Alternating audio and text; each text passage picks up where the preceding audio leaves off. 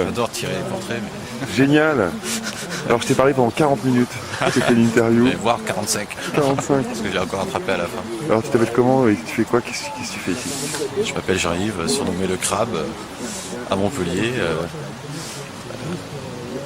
Soundman, qui vient enregistrer de nuit, voilà, beaucoup d'actualités musicales, mais aussi d'actualités sociales, des documentaires pour une radio associative à Montpellier. Il y en a quelques-unes qui bougent bien et la mienne c'est Radio FM+, depuis 15 ans déjà. Et je vois l'ambiance du camp ce soir, détendue. Bon, j'espère qu'on ne réveille pas trop ceux qui dorment déjà, mais Non, ça gamme. on essaie de suivre un peu l'actu militante, sociale. Voilà, on n'a pas le temps de tout faire, c'est ce que je disais à Lister, à d'autres personnes, on n'a pas le temps de tout faire, on aimerait en faire plus, mais les radios associatives sont aussi en difficulté. Alors, on ne va pas comparer au mal logement, mais c'est un espace de liberté qui est aussi en danger, un petit peu à cause des mêmes responsables politiques aussi. Voilà, il y a bientôt une diffusion numérique obligatoire pour les radios qui va leur coûter très cher, et sachez-le, puisqu'on ne le sait pas vraiment assez. Moi, mon rêve, c'est que les gens se mobilisent aussi pour les radios associatives, mais il y a des problèmes plus prioritaires, je suis un peu gêné. Je vais parler pour ma paroisse, mais c'est un espace de liberté important et une diffusion numérique obligatoire bientôt pour les radios associatives qui va en couler peut-être 30, 40, 50%. On ne le sait pas, mais en ce moment, il y a un mouvement souterrain technologique qui va tuer beaucoup de radios associatives et donc d'espaces de liberté, puisque la plupart des radios associatives sont vraiment ouvertes sur la société et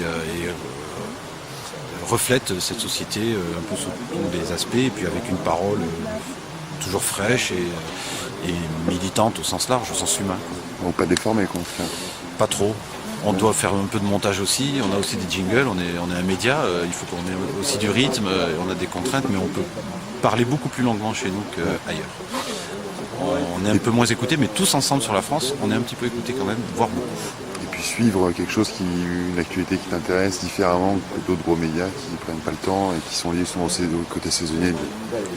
On va à la fois sur des sujets qu'on ne retrouve pas tout le temps ailleurs et surtout on les traite en effet d'une manière un petit peu plus large, un petit peu plus profonde, avec plus de temps pour une parole assez vraie ou un peu plus près de la réalité. C'est toujours une déformation, c'est un média, il y a toujours derrière on est un prisme qui déforme quelque peu, mais on essaye de former autre chose à partir de ça, quelque chose d'humain toujours.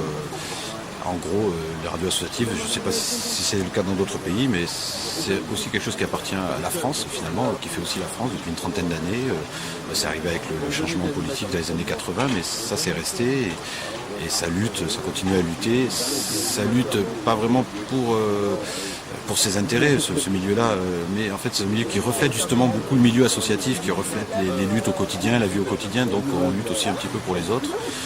Et nous aussi on a des soucis de précarité, tout ça, de censure peut-être on pourrait dire, parce que là c'est une norme technologique qui va finalement censurer beaucoup de radios, mais c'est parce qu'on est le reflet de la société, beaucoup aussi des musiques, on va dire de la musique souterraine. Finalement il y a beaucoup de jeunes artistes qu'on fait passer, on est très branché musique depuis le début, les radios associatives.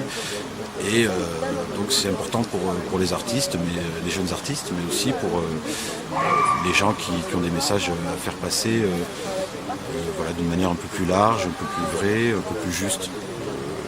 Et bon, c'est difficile aussi pour nous, d'un point de vue financier. Et puis il y a une petite déformation, je le répète, mais être un média c'est aussi un vrai métier quelque part, et c'est aussi une passion, c'est-à-dire qu'on a la passion on est curieux en fait. On est curieux, nous-mêmes on n'est pas toujours forcément. On est engagé par la force des choses, mais par exemple là le média en l'occurrence, on va diffuser la parole des enfants de Don Quichotte, on va peut-être pas dormir sous la tente dans le froid et sous la pluie, c'est vrai, on peut le faire, on est parfois engagé à titre individuel, mais notre rôle, on passe du temps quand même si c'est plus chaud dans le studio, c'est pour essayer de faire ressortir la parole de ceux qui ont froid. On essaye en fait, on essaie de le faire, on n'y arrive pas toujours bien, mais c'est beaucoup de passionnés qui font ça et qui s'accrochent. Bah ouais. Et on n'a pas l'habitude d'être interviewé quand on fait des milliers d'interviews à l'année.